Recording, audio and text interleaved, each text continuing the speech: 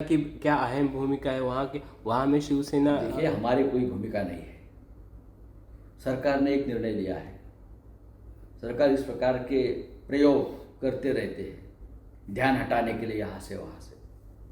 अब ये छोटे छोटे देश में लोग जा रहे हैं, नाइजीरिया में जाएंगे, कोंगो में जाएंगे, टोंगो में जाएंगे, हाँ, रुआंडा में जाएंगे। उससे हमारे देश के विदेश नीति से क्या संबंध है? भारत पाकिस्तान खासकर क्या संबंध है? मैं मान लेता हूँ कि यूनाइटेड नेशन है, यूएस है, फ्रांस है, नाटो देश है। सबसे पहले हमारा जो नेबरिंग कंट्रीज है वहाँ जाना चाहिए। चाहे ये लोगों ने पाकिस्तान को खुलकर साथ दी है, लेकिन वहाँ जाकर पाकिस्तान को एक्सपोज करने की ज़रूरत है। चाहे चाइना हो, चाहे टर्की हो, चाहे म्यांमार हो, चाहे श्रीलंका हो, जो नेबरिंग कंट्रीज़ हैं वहाँ तो आप नहीं जा रहे।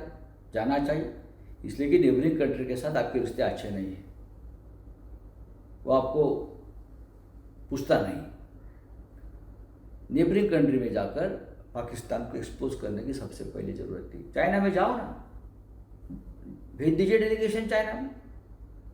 लेकिन आप यूरोप में जा रहे हो, यूएस में जा रहे हो, छोटे छोटे जो अफ्रीकन कंट्रीज है वहाँ जा रहे हो, जिनका भारत पाक युद्ध से कोई ताल्लुकात वो लोग नहीं रखते। डेलीगेशन के ऊपर ऐसे इंडिया अलायंस की वो मांग रही थी कि आपने मांग की थी कि बॉयकॉट किया जाए, बट उसमें शशि थरूर, सुप्रिया सुले और अभी किरण रिजिजू ने खुद उद्धव ठाकरे जी से बात की है। उनको इसलिए बात की है, वो मजबूरी में बात की किरण रिजिजू ने। आप कौन तय करेंगे हमारा सदस्य हमारे पार्टी का कौन जाएगा? आप नहीं तय करेंगे, हमारे पार्टी के प्रमुख तय करेंगे। आपने आनंद फानंद में एक नाम ले लिया, हम उसको भेज देंगे, आप कौन तय करेंगे? हमारी पार्टी बड़ी पार्टी है। ममता बनर्जी, ममता दीदी के पार्टी से आपने यूसुफ पठान जी का नाम लिया, आप कौन तय करेंगे किसको लेना है? ममता दीदी ने कहा नहीं, ये नहीं चलेगा। ममता दीदी ने अभिषेक बनर्जी जो ज़्यादा अनुभवी सांसद हैं उनको भेज दिया। ऐसे ही सब भेज दिया ये लोग। अब जाकर वो क्या बात करेंगे मुझे मालूम नहीं, लेकिन हम अब डेलीगेशन सरकार ने भेजा है, हम उनको शुभकामनाएं देते हैं। आपने राय रखी थी कि हमारे 9 MP है, हमसे बात करना चाहिए, तो किरण रिजिजू जी ने बात किया उद्धव जी से। हमने कहा जब तक हमसे बात नहीं होती तब तक हम किसी को नहीं भेजेंगे। तब जाकर किरण रिजिजू जी ने बात की। क्या आप इस फैसले को लेकर खुश है, हैप्पी है? देखिए, पार्टी का फैसला है, मैं पार्टी का फैसला हमेशा मानता हूँ, लेकिन ये डेलीगेशन वाला जो मसला है उससे कोई मसला हल होने वाला नहीं है, मेरी व्यक्तिगत भावना है। अब तक 200 देशों में प्रधानमंत्री 2-2 बार, 3-3 बार, 4-4 बार जाकर आए, तब हमारे रिलेशन और पाकिस्तान के बारे में सच बात क्यों नहीं बताई गई? जयशंकर पूरे वर्ल्ड में घूमते रहते हैं, डिफेंस मिनिस्टर घूमते रहते हैं, आपकी बात का प्रभाव नहीं पड़ा है। उसका मतलब सरकार फेल है। विदेश नीति के मामले में सरकार पूरी तरह से फेल है। पुणे के कहते हुए क्या है कि देश के नीति के बारे में हम कोई कॉम्प्रोमाइज़ नहीं करें। कौन कर रहा है कॉम्प्रोमाइज़? शरद पवार ने आपके बारे में बात की। देश के नीति के बारे में इस देश में कोई भी कॉम्प्रोमाइज़ नहीं करेगा। शिवसेना प्रखर राष्ट्रवादी पार्टी है, नेशनलिस्ट पार्टी है, प्रखर हिंदुत्ववादी पार्टी है।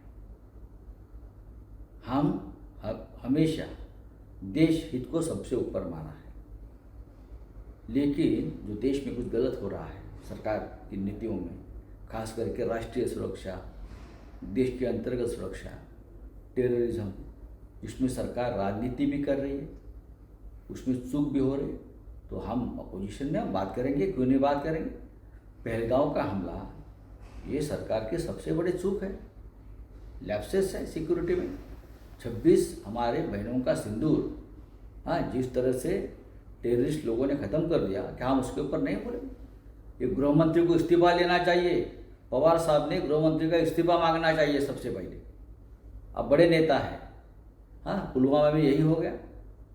तो सरकार की ये जो गलत काम है, हम उसको छुपाने वाले लोग नहीं हैं ना, हम तो बात करेंगे और खुलकर बात करेंगे। शरद पवार ने भी आपके खिलाफ इसके बारे में राय रखी थी। नहीं, खिलाफ नहीं है, ये उनकी राय है। बोलने दो ना, पवार साहब बड़े, लेकिन पवार साहब ने सबसे पहले गृह मंत्री का इस्तीफा मांगना चाहिए। आप ऑपरेशन सिंदूर करते हो ना, तो ऑपरेशन सिंदूर करने की ज़रूरत जिस व्यक्ति की वजह से पड़ी है वो है हमारे देश के गृह मंत्री अमित शाह जी। उनका इस्तीफा जब आप मांगेंगे और उसका इस्तीफा आएगा तब ऑपरेशन सिंदूर पूरा हो जाएगा। कल कैबिनेट रिशफल हुआ है, उसमें छगन भुजबल का समावेश हुआ, क्या कहना चाहते हो? मैं कैसे कहूँ, नरेंद्र मोदी जी ने कहना चाहिए, अमित शाह जी ने कहना चाहिए, देवेंद्र फडणवीस जी ने कहना चाहिए। ये तीनों ने मिलकर छगन भुजबल जी को भ्रष्टाचारी बताकर जेल में डाला था। 2 साल से भी ज़्यादा छगन भुजबल जो महाराष्ट्र के सीनियर नेता है ओबीसी के, उनको जेल में डाला, उनके साथ छल कपट किया। दूसरा उनका एक आदमी है कोई, जिसे हमारे यहाँ पोपटलाल बोलते हैं, मुलुंड का, वो कोई सोमैया है, उसने भी झूठे आरोप लगाए। अब ऐसे व्यक्ति को, और क्या कहे थे, हम कभी छगन भुजबल के साथ सत्ता में शामिल नहीं होंगे, हम छगन भुजबल के साथ कभी बैठेंगे नहीं, उनके हाथ का पानी तक नहीं पिएंगे।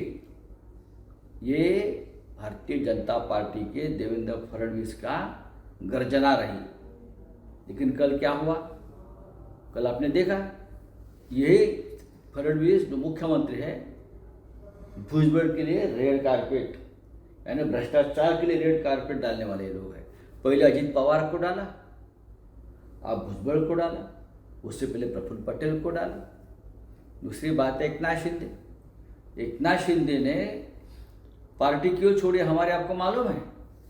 जो कारण दिया था हमारी पार्टी छोड़ने का और सरकार से बाहर निकलने का, कि हम छगन भुजबल के साथ कैबिनेट में नहीं बैठ सकते। क्यों? क्योंकि छगन भुजबल ने हिंदू हृदय सम्राट बाला साहब ठाकरे जी को गिरफ्तार किया था। ऐसे व्यक्ति के साथ हम कैबिनेट में उनके साथ नहीं बैठ सकते। ये एकनाथ शिंदे का उस वक्त का ऐलान था। अब एकनाथ शिंदे क्या करेंगे? भुजबल आया है, भुजबल के शपथ ग्रहण समारोह में आप बैठे थे, भुजबल को आपने सम्मान भी किया वहाँ ऊपर जाकर, तो कहाँ गया वो एकनाथ शिंदे जो ये जोर जोर से बोल रहा था कि हम भुजबल के साथ नहीं बैठेंगे, ये हमारा अपमान है, बाला साहब ठाकरे जी का अपमान है, आप इस्तीफा दो। नहीं तो जाकर पूछो अमित भाई शाह को कि आपने ऐसे व्यक्ति को सरकार में क्यों लेने दिया। ये सब ढोंगी लोग हैं, इतना मैं कहूँगा। छगन भुजबळांची मंत्रिमंडळाची वर्णी लागली, त्याच्याबद्दल आम्हाला मनस्वी आनंद झालेला आहे। छगन भुजबळ हे महाराष्ट्राचे ज्येष्ठ मंत्री आहेत, ज्येष्ठ नेते आहेत। कधी काळी ते शिवसेनेबरोबर होते 25 वर्ष, तो प्रश्न नाही। पण भुजबळांना मंत्रिपद दिल्यामुळे फडणवीस कॅबिनेटमध्ये स्वतः देवेंद्र फडणवीस, त्यांचा भारतीय जनता पक्ष, त्यानंतर उपमुख्यमंत्री एकनाथ शिंदे यांचे मुखवटे गळून पडलेले आहेत। याचं कारण असं आहे, भुजबळांना तुरुंगात पाठवणारे कोण होते? देवेंद्र फडणवीस आणि तो मुलुंडचा एक नागडा पोपटलाल, बरं का? ह्या लोकांनी भुजबळांना आरोपीचा पिंजरा उभं करून त्यांच्यावर खटले दाखल करून महाराष्ट्र सदनपासून असे अनेक, त्यांना या राज्यातला सगळ्यात मोठा भ्रष्टाचारी ठरवला, त्यांना तुरुंगात पाठवलं ईडीच्या माध्यमातून, त्यांचा प्रचंड छळ केला। आणि आज नीतीने घेतलेला सूड असा आहे, काळाने घेतलेला सूड असा आहे की देवेंद्र फडणवीस यांना त्याच भ्रष्ट म्हणून घेणाऱ्या स्वतः त्यांना भुजबळांना आपल्या मंत्रिमंडळामध्ये सामील करून घेऊन त्यांना पुष्पगुच्छ द्यावा लागला, त्यांचा सत्कार करावा लागला आणि भुजबळ किती महान आहेत हे लोकांना सांगावं लागलं। याचा अर्थ असा आहे की तुम्ही खोटं बोललात। एक तर भुजबळ भ्रष्टाचारी नाहीत, तुम्ही त्यांच्यासाठी खोटे खटले दाखल केलेत, किंवा ते जामिनावर सुटलेले आहेत आणि भ्रष्टाचाराचं तुम्हाला वावरं नाही भाजपला। तुमचं भ्रष्टाचाराविरुद्धचं जी लढाई आहे ते ढोंग आहे, हे पहिलं। दुसरं एकनाथ शिंदे, एकनाथ शिंदे यांचं म्हणणं असं होतं की आम्ही उद्धव ठाकरे यांच्या सरकारमधून का बाहेर पडलो. याचं कारण असं आहे की आम्हाला भुजबळांच्या मांडीला मांडी लावून बसायचं नाही. काय मांडीला मांडी लावून बसायचं नाही. ज्या छगन भुजबळांनी बाळासाहेब ठाकरे यांना अटक केली त्यांच्या मांडीला मांडी लावून बसायला लाज वाटत नाही का, असा प्रश्न पक्ष सोडताना एकनाथ शिंदे यांनी उद्धव ठाकरेंनी आम्हाला सगळ्यांना विचारला होता.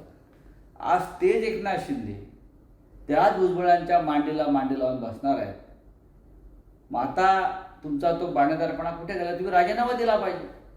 बाळासाहेब ठाकरेंना अटक करणाऱ्या भुजबळांच्या मंत्रिमंडळातल्या समावेशाला तुम्ही विरोध केला पाहिजे.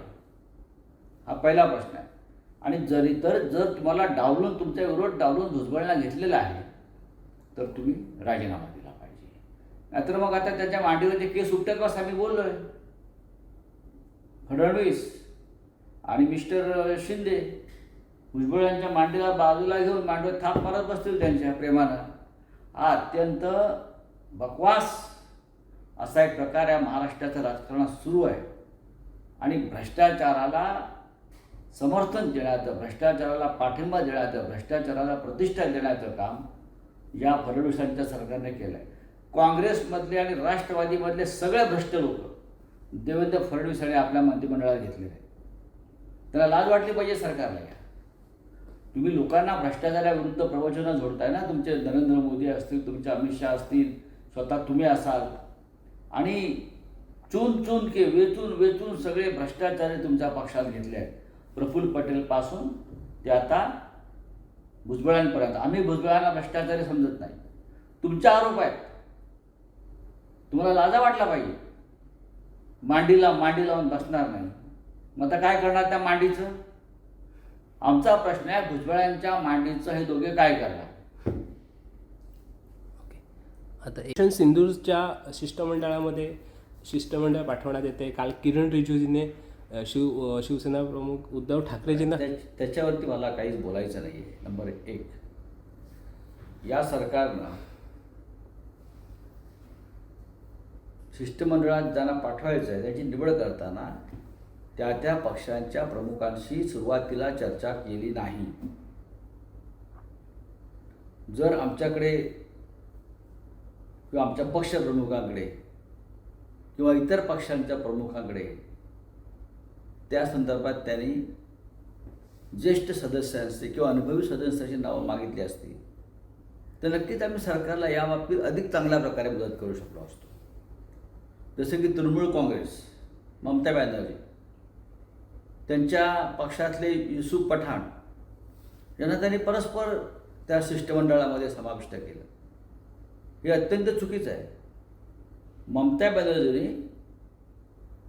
किरण रिजिजू आणि त्यांच्या त्या यंत्रणेला जाब विचारला आणि म्हटलं तुम्ही कोण आमचा सदस्य ठरवणार. मग युसूफ पठाणच्या जागी ममता बॅनर्जींनी अधिक अनुभवी असलेले अभिषेक बॅनर्जी यांना त्या शिष्टमंडळात सामील केलं. हे जवळजवळ प्रत्येक पक्षात झालेलं आहे. आता मला कोणावरही टीका करायची नाही. पण ज्या पद्धतीनं हे डेलिगेशन पाठवायचा प्रयत्न झाला आणि असे देश निवडलेले आहेत, असे देश की त्या देशाचा आणि भारत पाकिस्तान संबंधाचा काही संबंध नाही. जागतिक स्तरावरती काही प्रमुख देश नक्कीच महत्त्वाचे आहेत. मग तुम्ही श्रीलंकेला पाठवलं का, तुम्ही म्यानमारला पाठवलं का. सगळ्यात आधी तुम्ही शेजारच्या राष्ट्रात पाठवायला पाहिजे. तुम्ही चीनलाही पाठवायला पाहिजे. भले चीननं पाकिस्तानला मदत केली असेल, तुम्ही तुर्कस्तानलाही पाठवायला पाहिजे आणि त्यांना सांगायला पाहिजे की तुम्ही चूक करताय. तुम्ही नेपाळसारखं जे राष्ट्र आपल्या बाजूला आहे, लहान राष्ट्र आहे पण हिंदू राष्ट्र आम्ही त्याला समजतो, त्या हिंदू राष्ट्रातसुद्धा तुम्ही जरी त्या चीनला आणि पाकिस्तानच्या कच्छेपी लागला असेल, जे शत्रूच्या कच्छेपी लागलेले आहेत तुम्ही त्या देशामध्ये सगळ्यात आधी पाकिस्तानचा मुखवटा बजावून फाडायला पाहिजे. पण तुम्ही जी काय टूर अँड ट्रॅव्हल कंपनी खोलून खासदारांना तिकडे पाठवलेलं आहे, मला वाटत नाही भविष्यात त्याचा फार उपयोग होईल. प्रधानमंत्री 200 देशात फिरले हो, तरी उपयोग झाला नाही. प्रत्येक देशामध्ये आमचे जयशंकर जाऊन आले लढाईच्या आधी, तरी उपयोग झाला नाही. याचा अर्थ सरकार पूर्णपणे अपयशी आहे. आणि म्हणून तुम्हाला ही कसरत करावी लागते. मंत्रिमंडळ त्या शिष्टमंडळामध्ये प्रियंका चतुर्वेदींचा मला समावेश माहीत नाही त्यांच्याविषयी, कारण उद्धव ठाकरे साहेबांशी कोणी बोललं असेल तर मला माहीत नाही, कारण सुरुवातीला आमच्याकडून कोणाचे नाव नव्हतं. परवा एका कार्यक्रमाशी तुम्ही मागणी केली होती, त्याच्यामध्ये सहभागी होऊ नये असं मागणी केली, पण एकीकडे शशी थरूर असतील, सुप्रिया सुळे असतील किंवा इंडिया आघाडीचे अनेक नेते. ठीक आहे, आता त्याच्यावरती फार चर्चा करणं बरोबर नाही आहे. तो निर्णय झालेला आहे. आमची भूमिका होती शिष्टमंडळातले सदस्य निवड करताना तुम्ही सर्व पक्षांना विश्वासात घेतलं नाही. तुम्ही तुमच्या मर्जीतले सदस्य निवडले आणि शिष्टमंडळं तयार केली, जे उद्या इथे येऊन तुमच्या सरकारचा जो कागद आहे स्क्रिप्ट ते पोपटासारखे बोलतील. याच्या पलीकडे या शिष्टमंडळाला अर्थ नाही, पण ठीक आहे, शिष्टमंडळ चाललेलं आहे, त्याला आमच्या शुभेच्छा आहे. शिवसेनेची काय भूमिका राहणार आहे याबाबतीत? आमची काही भूमिका नाही. ओके, करणार नाही त्याच्यावरून तुम्हाला फटकारलेलं आहे? तुम्हाला मला अजिबात फटकारलं वगैरे नाही, ती त्यांची भूमिका आहे. देशाच्या सुरक्षेविषयी कोणीही तडजोड करत नाही. डेलिगेशनमध्ये माणसं पाठवणं किंवा न पाठवणं म्हणजे तडजोड नाही. देशाच्या सुरक्षा व्यवस्थेत चुका कोण करताय? सरकार करताय, नरेंद्र मोदी करतायत, डिफेन्स मिनिस्टर करतायत, त्यांना फटकारलं पाहिजे. कोणामुळे घडलं हे? पेहलगामचा हल्ला ही सरकारची चूक आहे. पुलवामाचा हल्ला ही सरकारची चूक आहे. ही चूक कोणाची आहे? कोणामुळे ही सगळी हत्याकांड झाली? देशाची अंतर्गत सुरक्षा कोणामुळे कोसळली? गृह खात्याचे मंत्री अमित शाह यांच्यामुळे 26 निरपराध महिलांचं कुंकू पुसलं गेलं, ही चूक आहे. देशाच्या ज्येष्ठ नेत्यांनी, देश वगैरे आहे आमचा, आधी ह्यांना फटकारलं पाहिजे. आम्ही बोलणार, आमच्या समोर आमच्या महिलांचं सिंदूर पुसलं गेलेलं आहे. आम्ही बोलणार, आमच्या समोर युद्धातून कारण नसताना माघार घेऊन पाकिस्तानला मदत केली. आम्ही बोलणार, प्रेसिडेंट ट्रम्प आमच्या देशामध्ये नाक खुपसतो आहे. याच्यामध्ये कसला हे सुरक्षा व्यवस्थेतलं हस्तक्षेप आणि हे? आम्ही जागरूक नागरिक आहोत. मी राज्यसभेचा सदस्य आहे. चर्चा करा काश्मीर देशाच्या सुरक्षेवरती, आम्ही त्यावर चर्चा करू. हे सरकार हे नालायक सरकार आहे. ठीक आहे, युद्धबिद्ध किंवा ही परिस्थिती आहे, युद्धातून माघार का घेतली याचं उत्तर सरकार देऊ शकलं नाही. त्याच्यामुळे आम्ही बोलणार. एकंदरीत इंडिया आघाडीने एबीपी माझा, उघडा डोळे बघा नीट.